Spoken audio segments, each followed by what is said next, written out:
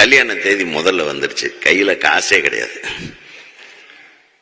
வெறும் 2500 ரூபாய் பாக்கெட்ல போட்டு தாலி கட்டுறதுக்கு ஊருக்கு போயிட்டு இருக்கேன். விஜயகாந்த் சார் எங்கடா உதய் கல்யாணம், இன்விடேஷன் கூட கொடுக்கல, அவன் ஃப்ரெண்டு கொண்டாந்து கொடுக்குறான். நம்ப மாட்டீங்க, நான் விஜயகாந்த் சாரை பார்த்து இன்வைட்டே பண்ணல. நம்ம உதய்க்கு கையில காசு இல்லாம போறானே இப்ராஹிம், ஒரு 4 காரு டிரைவரோட சேர்த்து அனுப்பி விடுறா அப்படின்னு பண்ணைபுரத்துல என்னுடைய உறவினர்களை எல்லாத்தையும் அழைத்து வந்தது அவர் கார் தான். கிட்டத்தட்ட ஒரு 4-5 நாள் என் கல்யாணம் முடிச்சு நான் சொல்ற வரையில அந்த கார்கள் அங்கிருந்து கிளம்ப கூடாதுன்னு அவர் உத்தரவு போட்டிருந்தார். 24ஆம் தேதி ரிசப்ஷன்ல பார்த்தா முதல் சீட்ல முதல் வரிசையில அவர் உட்கார்ந்துட்டார். நான் ஒரு பெரிய டைரக்டர் எல்லாம் கிடையாது, சாதாரண அசிஸ்டன்ட் டைரக்டர். ஒரு அசிஸ்டன்ட் டைரக்டர் நல்லா இருக்கணும்னு நினைச்ச ஒரு முதல் கலைஞன் திரைப்பட உலகத்திலேயே விஜய் சார்.